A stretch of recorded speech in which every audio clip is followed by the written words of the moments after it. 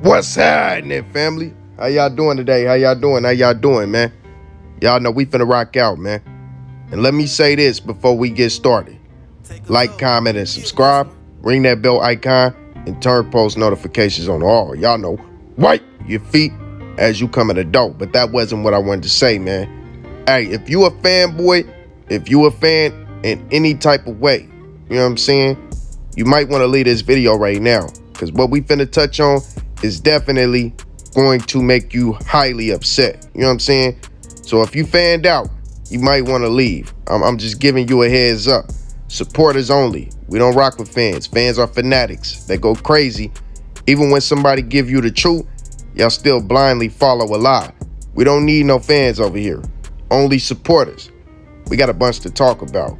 And we're going to kick things off with this man PGF Nook because he was on live and decided, y'all just go ahead and see for yourself. I'm on live, record my Mo, they can't hate you. They can't, Mo. They can hate you. Just look.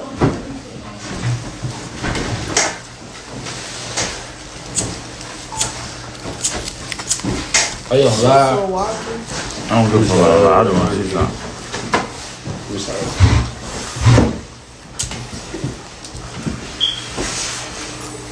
So you goofy ass Ray-Ban, man. You mother's Supposed to do the right man, goofy. Let me see how I look. I'm forgetting the camera cool as Glizzy. No, Write the song. don't do it, Glizzy.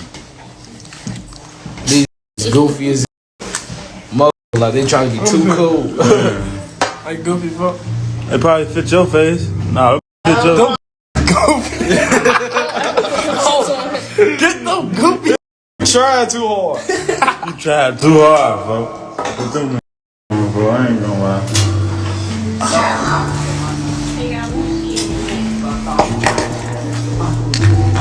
Time to stand on business. Riding around with two switches. Shorty in that cut, creeping up, they too vicious. Time to set him up. I heard his sneak this. Put one in his head, now it's 3 stitches. I need me some head, pick between like 3.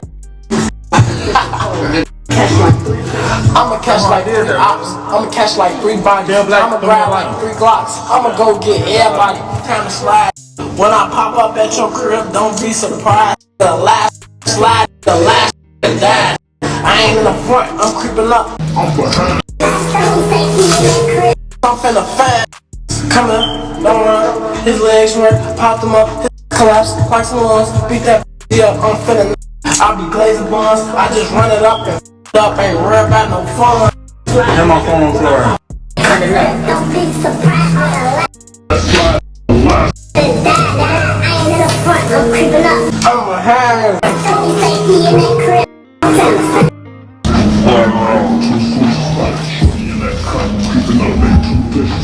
Time to shut him up. I heard sneak this. Put one in his head. Now it's 3 stitches. I need me some head. Pick between like 3. Stick like a fishing pole. I'ma catch like 3 fish. I'ma catch like 3 ops. I'ma catch like 3 bodies. I'ma grab like 3 glocks. I'ma go get everybody. Little more gray. I need to go get this done again. I need to go get this done again. Hello? Who that little boy you on the phone with? Stop playing, man. What you doing? By now, y'all should have guessed what I'm talking about. That is the nail polish on this man's fingernails. Looks as though he painted both of his index fingers. And the left one is black. I'm gonna show that here in a second. The right one is red. I believe that's his right and left from his angle. I'm sitting in the opposite direction, so yeah. Y'all see right there, that's black. It looked like he burnt it, but that's not burnt. That's nail polish. You feel me? And the thing is, man, we all know that this is an ongoing occurrence that started, man, in hip-hop decades ago, but it always seems to, leave, disappear, and seep back in. Now, for this generation, it resurfaced whenever Young Thug popped up with the nail polish. He was wearing the dresses. Everybody seemed to have forgot that. That was a whole big fiasco, and everybody seemed to sweep that one under the rug. Then you got your little Uzi Verts of the world, your Lil Yachty's, your Playboy Cardis. They came out and did it as well. And then it went to a new level. And I told y'all that when NBA YoungBoy decided he was gonna paint his nails black, you know what I'm saying, and do the whole rock star thing, because honestly, in all actuality, it's an agenda.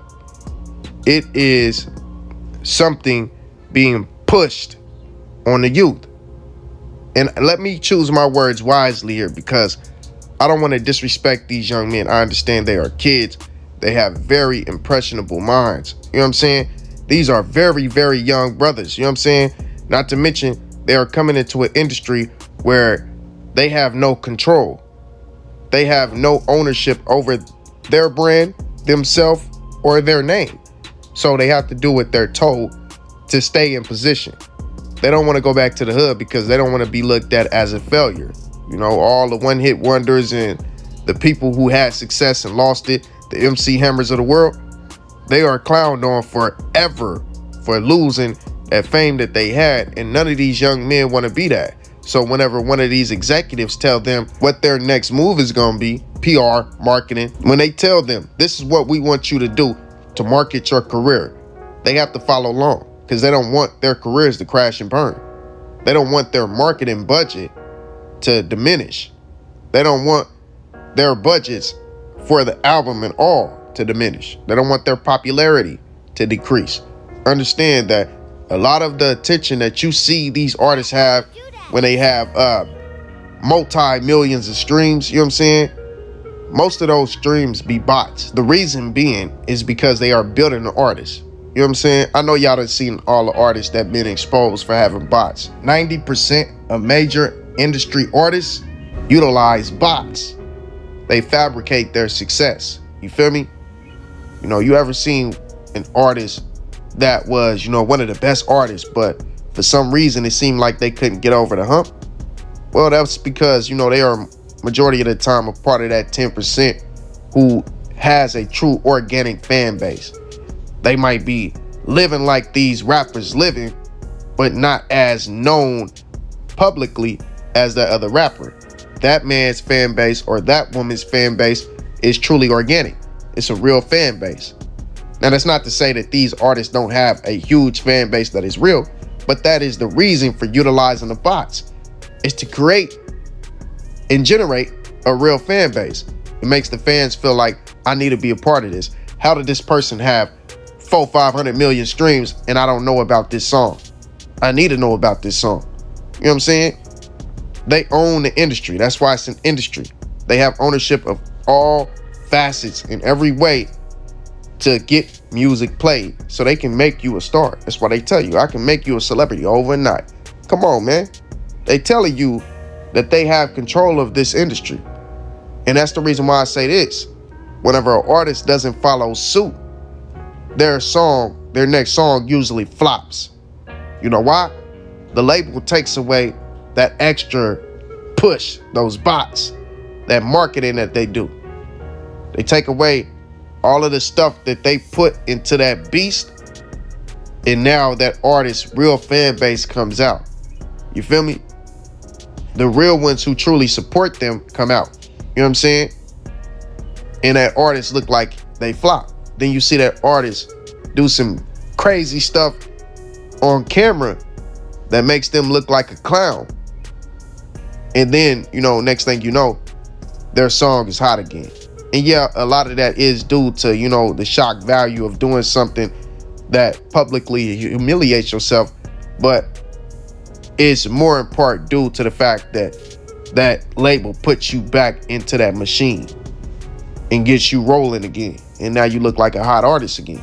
So they utilize all these different tactics to manipulate these artists. And it's all about having complete and total control over the minds of the youth. You utilize the people in influence. You utilize these young generation's gods. And now you can make them do your bidding. But see, that's not all. You got to find a way to keep the minds of the youth. Because you might have their minds when they're 13, 14, 15, 16. But whenever they start to get older and they start to age and mature, because we all do, our minds change. Our bodies change every 7 years, you know. So that shows you how much your mind changed throughout life. So when they get older, they start to think different. They walk away from things. So they try to find new ways to grab that older person's mind and keep that mind of that young person and keep them doing their bidding. You feel me? That's the point. That's the purpose of it all. You get it? So when it comes to this nail thing, man, it's detrimental because, hey, even if we went at this from a spiritual standpoint, the Most High called people who dressed in men's garments as a woman and men who dressed in women's garments as a man abominations. You feel me? So what is this doing to us spiritually? As men painting our nails, we are becoming abominations. You feel me? And if you don't believe that it's spiritual, man, this is Billionaire Black, man. This is what he said. The devil always in my ear. By a perk with laughing emojis. They make a joke about it as if it's something funny. And if that wasn't something that convinced you, listen to him in his live. Trapping in the desert, I just chopped it up with Hector. You got blues, you got what? He got what? Alligator. Told them boys be careful, please don't trust us, we the devil, man. Told them boys be careful, please don't trust us, we the devil, man. You won't smoke with who and what? Do whatever. They tell y'all exactly who they are, but y'all don't believe it. This man said he the devil. He let y'all know he has no loyalty, not even towards his own family. Listen to this. Blood on me. I can't wait to catch my cousin. Say what the ops I'm gonna give his does. That man said his blood. His cousin don't mean nothing. He a op, so he gonna give him a dozen. If you don't got no love for your own family, you definitely don't got no love for nobody else. You feel me? These men and women are living in darkness. They are void of anything that is pure. They don't even have love, man. They don't have love. The purest thing. And then they get on these television screens and act like they are tough guys. But then the truth shows when it get real. Y'all remember when Rollo said this? Pops. 12 can't stop. Takbir. Takbir. Takbir. Pop. Assalamu alaikum. Found gun. Y'all don't play with this child. Gonna die. Back then his tune was popping ops and 12 can't stop nothing. They shut it down and now your tune is F the streets. Let's give our life to God. And don't get me wrong, I'm all for a man changing his life and giving his life to God, but how much of this is really truth and cap? You know what I'm saying? Let's be 100. You know what I'm saying? Y'all think this man really gonna give his life completely to God? And granted, he was speaking about being a Muslim in that video, but also talking about popping down ops. Also talking about being reckless. You know, confusing the minds of the young children, of the young youth. Got them forming together like an army. You know what I'm saying? So that's what I'm saying, bro. They tough whenever they are up, but whenever they gotta go face something real, now they ain't tough no more. Each and every one of us have witnessed this same story play out over and over and over. Every time these men are out here in the streets, they're on demon time. 12 can't stop nothing. They too powerful. Then boom, they get humbled. Gotta go get locked away. And now they done with the streets. And you know, they need God. But as soon as they touch down, God don't even matter no more. And they back out. Well, was they really running the streets in the first place? I don't think so. But back out doing what they were doing before. How can you respect it? How could you? These men are literal puppets. They don't even have control over their own mouths. They can't go out and say what they want to say. The label has to clear it first. They don't have control over their social medias. The label does that stuff for them. The label says and does what they feel will generate attention. What will get a reaction from the fans, love, all that good stuff there. Which in return generates revenue. That's all it's about. They have no control over themselves. How could you respect it? or believe it. And lastly, that brings us to NBA YoungBoy and Jay Prince. Now, Birdman got these two men to sit down. And I got some opinions about this situation as well. Now, we're going to read what Jay Prince had to say about this first. And he says, all you can see, I had a good time kicking it with the homies in Utah. On behalf of the little homie YB, me and my brother Birdman were able to have a real conversation face to face. We talked about the past, the present, and the future. But most importantly, we left each other with a mutual respect moving forward. Even though I wasn't there for a meeting with Birdman, I must say the Lord works in mysterious ways. With that being said, I must address the song where my name and Drake's name were mentioned. To the little homie, as I said to you privately, I say to you publicly that Drake is my son. He rode with me. Therefore, I think it's a good idea to take him off your enemy list, because the truth of the matter is that we got nothing but love for Dirk and your accomplishments. When I put Drake on a FaceTime call with you, my intent was for y'all to move forward, not backwards. Two things we get every day is a chance and a choice. The choices we make determine our destination. And that's 100% facts, man. That last part, my grandpa used to tell me that when I was little. We get two things every day, a chance and a choice. That's 100. Y'all see the fans. YB strictly did this for Birdman. Finesse 2 times saying top. And maybe YB did do this for Birdman. Both of them did in a sense. They never would have sit down had it not been for Birdman. Now, Jay Prince did have underlining intent. See, the first blemish on Jay Prince's career, y'all probably didn't pay attention to it, was the argument with YB. A lot of the older gentlemen on social media had you believe that, hey, Jay Prince is winning this one. You know what I'm saying? Jay Prince, yeah, he schooled that young dude. But to the young fans and to the ones who really paid attention, they understood that Jay Prince was trying to get over and pulling a sucker move. So that was his first blemish. And then this situation that just happened with Quavo and Takeoff, that was the final straw. Not to mention the Duke the Jeweler situation. But most importantly, it was Takeoff, more widely known. This interaction, this sit down, this meeting, whatever you want to call it, this was due in part to the negative attention received from the way he's been moving in the media. Y'all gotta understand, man. The best way to get the people back on your side is to have someone that they love on your side. He already has Drake, the biggest artist in the world. He had YB, they had some backlash. They wasn't feeling each other, so that wasn't a good look. But now he can use this as a way to make himself look like, somebody humble and wholesome again, mending that relationship with YB and putting it out there into the media for the world to see. Now those YB fans are slowly but surely going to go back to supporting Jay Prince once again. This was a marketing move. They know how to play this game, man. You might as well say that Jay Prince invented it. He knows how to play this game. And see, he's what you call a gatekeeper. He has the keys that unlock doors, and he also has the keys to lock doors, close them shut. Y'all remember, right around when all this happened, after that, you get YB coming out saying that he was blackballed. He said it a lot after that. Doors start shutting. What Jay Prince say? We mess with Dirk. Why you see Dirk elevate and get all these connections and features, the Drakes, the J. Coles.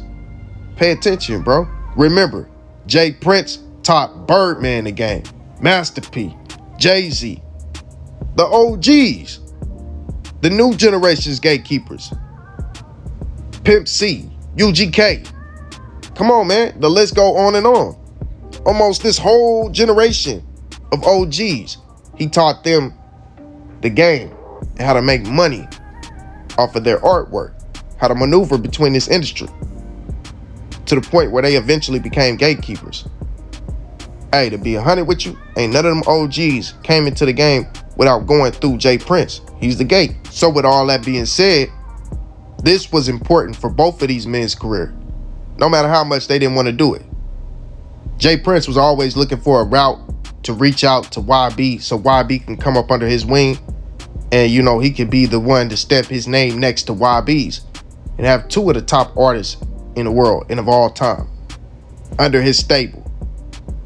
YB wasn't feeling it. See, YB ain't stupid.